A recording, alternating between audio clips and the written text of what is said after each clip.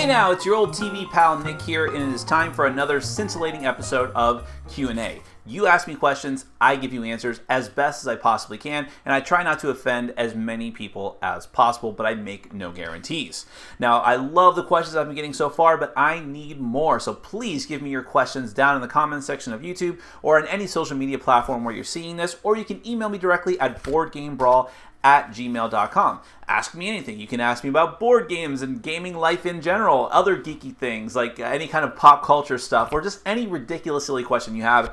I will do my best to answer. Now, we have a little bit of business to take care of in that we had our very first contest last week. That's right, we were giving away a copy of Walkstar. Not just any copy, the brand new Kickstarter edition of Walkstar. It's a great game. You can check out my review on my channel, and I was happy to give it away to a good home. And we got some fantastic responses. I asked everyone to name my beagles. You got one entry if you named my primary beagle, I guess you would call her, and another entry if you named my other beagle. And of course, those two beagles' names were Bugbear and Honeybee. And that picture I'm flashing right now is the perfect representation of their personalities, where Bugbear is a very serious beagle and Honeybee's like, yeah, let's do goofy stuff. That's pretty much them in a nutshell, but I was happy I was able to involve them in some way, shape, or form in my channel, and I'm happy for the great response I got from everyone. I'm sorry that everyone couldn't win something, but we do have one winner, and I'm very happy for Adam Heck. Adam Heck, who has an awesome name, is going to be getting a brand new copy of Walkstar delivered straight to his door. Adam, you should have an email in your inbox already. Unfortunately, tomorrow is Columbus Day, so I won't be able to ship it out until Tuesday, but you will get it sometime this week, hopefully. I don't know why we still celebrate Columbus Day. John Oliver did a great bit on that, but okay, that's my one little bit of controversy for this episode. Now, moving on. Well, I will say, too, that I don't know how often I'm going to be doing contests, but I will have one next week, almost guaranteed for sure. The reason why I say almost guaranteed for sure in bad English grammar is because it's for a brand new game. Just came out. I don't even have my own copy yet, but I will, and I'm hoping to play it a bunch and review it. And if it's a good review, I'll be giving the game away. I don't want to give out a bad game. I don't. The games that I give out to you, I want them to be games that I just love. I just feel that's the right thing to do. It's very, very likely that I'm at least going to think this game is pretty darn good. But just in case, I'm not making any promises yet. I don't know what kind of tease I can give you, but it's a brand new game that just came out, and it's right up my alley, especially with a lot of the different videos I've been doing recently. So that should be enough of a hint for you. Now, moving on. Now, we're going to get to questions, and actually, the very first question we have, and I swear this has nothing to do with why he won the contest, is from Adam Heck. In his entry, he actually asked a question as well, which I thought was pretty interesting, and it's something I've been thinking about a lot, and it led me down a rabbit hole I was not expecting to go down, which is part of the reason why this video is going up so late, and I do apologize for that. Adam asks, are you going to do a Kickstarter to help fund your channel, or a Patreon? Now, when he wrote Patreon, I thought that maybe he had made a typo, because I had never heard of this before, and I thought maybe he was trying to say, like, a patron. Are you going to have a patron for your channel, like a sponsor? But I Googled it anyways, and it was good that I did, because it turns out I'm the stupid one. In that there is this cool website I had no idea about called Patreon, which is like an ongoing Kickstarter page. It's where content creators create a page, and people can subscribe to them. Subscription pledges are what they call them. You can you can do multiple pledge levels just like Kickstarter, but you're doing it on either a per content or per month basis. If you love what the person does, you help support them, and they'll give you some small rewards as well. And I was a bit skeptical at first, but I looked into it as much as I could, and I am completely taken with it. Because if I can address the first part of Adam's question, you know, I'm the Kickstarter update guy, so it makes sense that I'd want to run a Kickstarter. And so many other people in board gaming media run Kickstarters. Vassal runs a huge Kickstarter every year. Drive Through Review, Rahdo, Watch It Play does one over on Indiegogo. What else? So many other people do them that I definitely should. But the fact of the matter is, I am terrified that I will fail at Kickstarter. I feel like if I set a very low quantity, first off, it's not going to do what I need it to do, which is that I I don't want to run a Kickstarter just to get like funds and to like make this into a job that will fund the just me being able to do the channel. I want to actually improve my channel. I want to get great equipment. I want to get camera, lighting equipment. I want to get a ton of games, not just for me to have, but like games I would not be able to get and wouldn't really go out of my way to get because they're not typically in my wheelhouse, but I want to have a great variety of content for the channel. So there's a lot of money that I want to put back into the channel, and I feel like if I just do like a $200 or $300 Kickstarter, I would do it and I could probably succeed, but it's not going to really mean much. But if I run like $1,000 Kickstarter, I don't know if I would succeed enough. I don't know if I'm quite there yet, maybe, but plus, like, I had a lot of grand plans for a Kickstarter. I really did. Like, I was going to have, I work for a marketing company. One of the many things that we do is apparel. And I wanted to have really cool t-shirts to give out too, but that was starting to turn into a hassle as I went through the beginning stages of that. I want to give like as you can tell, I love wearing kitschy t-shirts. So I wanted to give really high quality t-shirts, but that would be very expensive. It just started to get too complicated and I started to just kind of defeat myself. But this Patreon thing seems like it might be the way to go, because people who like what I do, hopefully you, unless you're randomly coming across this channel and haven't made up your mind yet, but if you like what I do, you can support me in very small ways, but significant ways to me. And it's just an ongoing thing, and it's just a way to keep pumping out content and encourages me to give more and more and more. I mean, I could run a Kickstarter and just quit tomorrow. I could run a Kickstarter for 30 days, get the money, and just quit. Of course, I wouldn't, but I'm just saying that's how Kickstarter works. But with Patreon, you subscribe and you give little increments of money, and it just encourages the creator to just give and give and give and give of their time and give cool stuff out. So I went ahead and did it. I made a page. You can check it out. I have a link. It's a fundraising page, so I can actually do an embedded link here in the video. And then down in the comments section, take you directly to my creator page and check it out. I have some cool pledge levels where you can actually have Google Hangouts with me once a month, or actually even play games with me once a month over Skype. Or if you are someone in the industry, a board game designer, artist, publisher, or if you're just anyone who has some sort of geeky content, whether it's a blog or another YouTube channel or whatever it might be, there's actually a promotional pledge here as well where I can give you shout outs here on the Q&A. So go and check it out. I know this was just supposed to be one question that kind of spiraled into all of this, but it is so cool. And I swear it was just a total coincidence, bizarre coincidence, that Adams happened to win the contest and have this great question that led into this. So who knows what's going to happen? I hope that it's a good thing for the channel. Whatever I do, I love board games and I want to make this channel better for you. So hopefully it works out. Question 2. That was all question 1. Question 2, and these are all good. We had some good ones. Mike Yohei, I hope I'm pronouncing that right, Mike, has some questions about game groups, and I'm not going to read his whole thing here, but basically he's got this game group. It's a small group, but everyone in the group has different tastes. Like his girlfriend, I believe he said, likes Settlers of Catan, but he doesn't really. He likes to do dungeon crawl games and kind of Ameritrash games, but other people in his group hate that, and it's starting to be a problem for him that's causing friction in the group. He asks, is it just understood that some people are going to have a bad time, that not everyone can be made happy, and that someone's going to get stuck playing a game that they just don't like and are not enjoying? He doesn't want to exclude anyone from his group, and he's kind of coming from the basis of playing a lot of video games where you're playing by yourself, and if you don't like a game, you just stop playing. It's a lot different for a board gaming group, and I thought this question was really interesting, and I feel for you, Mike. Now, in the beginning of my group, it was very, very small. If I had 6 people in my group, I was like, "Wow, that's awesome!"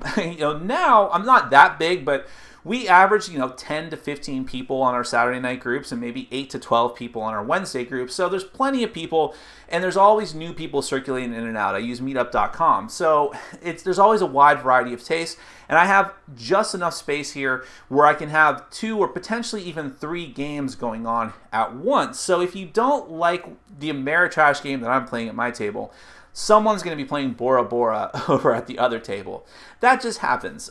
So that is one solution. You said that your group is small. It's only about 6 people.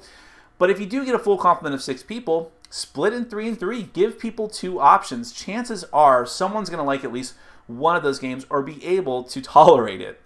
The other thing I can do, or you can do, and this is not necessarily going to be possible for you depending on your budget, but have a variety of games.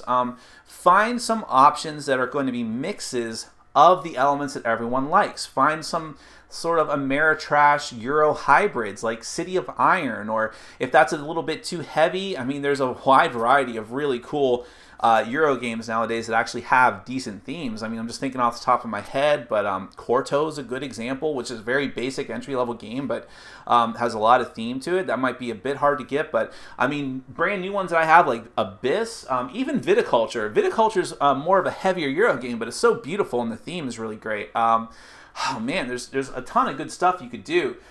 Trains might be a good one because it gives that fast deck building element that's kind of lighter, but it does have Euro style elements, so people that are, and it's not too complicated. I could go on and on, but you have to find things that everyone's going to be able to pull something out of and have some enjoyment with, or at least just have multiple options so that you can have multiple tables going on. And do not be afraid to ask your group about this. It sounds like it's serious enough for you to be worried about it, and if you're the head of the group, it is your responsibility to sort of sit people down and say, okay, what are we going to do about this? You know, what are we going to play in order for everyone to have the most fun possible? You're all adults. You just have to work it out. But I feel for you, and hopefully you can get it to work out.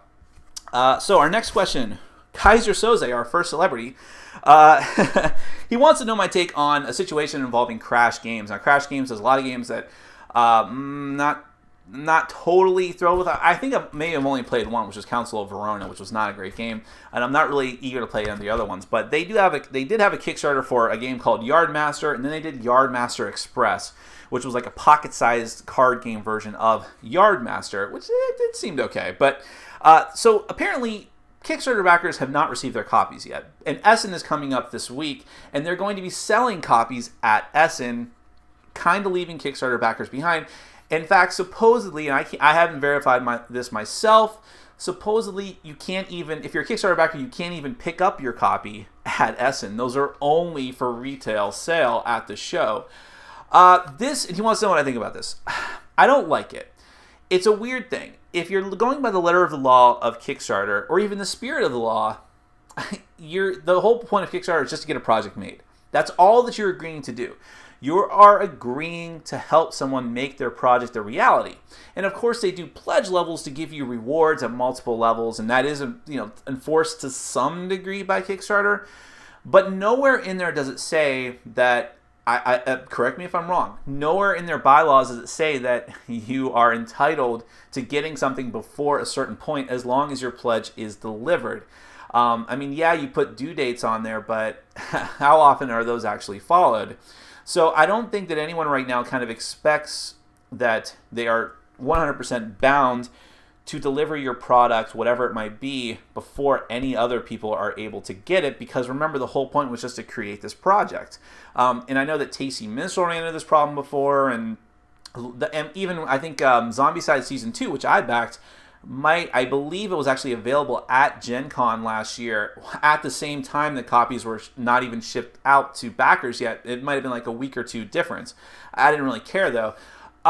So I feel your pain, but the fact is, I mean, even if that's not the case, even if they're not bound to deliver your product first, it's still the right thing to do. That's in my opinion. I think that a Kickstarter creator at this point, you should be taking extra special care of your backers, not just because they've already given you money, but because they're the people that are going to be at the forefront of putting out good feedback about your product and getting more people involved and bringing more people in and just being, I hate to use this word, but being evangelizers for your product, for your game in this case.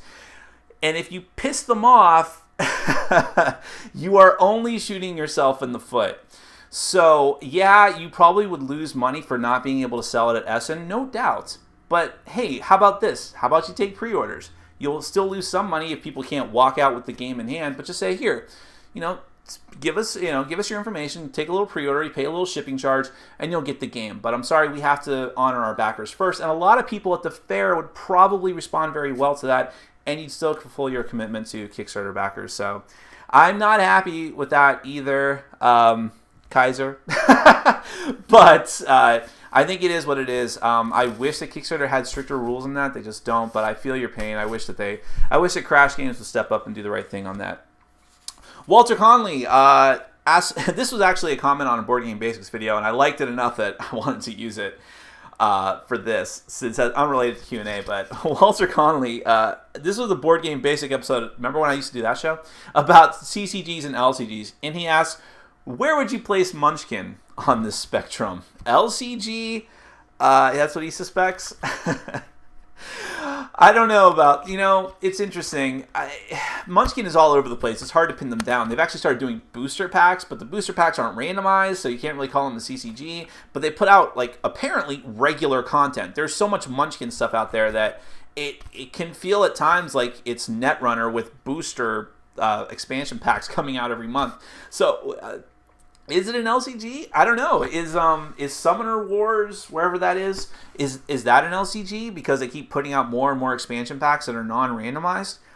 It just happens to be an irregular schedule. I don't know. It's such a blurred line. I mean, I can tell you that the living card game is a copyright of Fantasy Flight Games, so technically no, but I mean, Doomtown over here, that's going to have regular expandable content, but it can't be called a living card game, so it would be interesting to think of Munchkin as a living card game. Here's a little tease, too. I may or may not be reviewing Munchkin later in the week. Have I jumped the shark? Just watch the video and see, and you'll probably understand. Okay. And that's it. That's it for questions. I think that was a lot of good questions. We covered a lot of good ground there. I probably went on too long. The Extra Life Gaming Marathon is still coming up. If you can donate to that project to help some kids in need, we'd be very, very grateful. I know I'm asking you to donate, subscribe, and all that, but do what you can. I'd be very, very grateful. Whatever you can help with is great. But here's an interesting thing. I'm looking for feedback on what games we should play for the upcoming thing, the gaming marathon, what I'm just talking about. I'm going to include a link down in the comment section that actually takes you to my collection on Board Game Geek, which I keep up to date with all the games that I own. And I want to hear what you think we should play. Whatever it is, we'll try. And if I get enough votes for certain games, maybe we'll do those first. We'll do them at certain points. I don't know. But, I mean, I have an agenda. I have some things that I want to get played. Maybe finally get Twilight Imperium played. I don't know. But I would love to hear what you guys want to see, because there's a possibility that it will be recorded and that we'll do a live stream. I don't know. I cannot promise that. But if I can, I think it'd be very cool to get people to vote on games we should play, and then you get to actually watch us play them at the big table. I'm not promising anything, but I think that'd be very cool. So in addition to your questions for the next Q&A, please keep them coming. Take a look at that link, see what games you might want us to play, and give me your vote. Check out Patreon. Check out the Patreon page. Let's see if we can make that thing work and do something really cool with it. And send me your questions. And as always, thank you very much for watching. Thank you for everything you do. And get out there and game every day and in every way. Take care.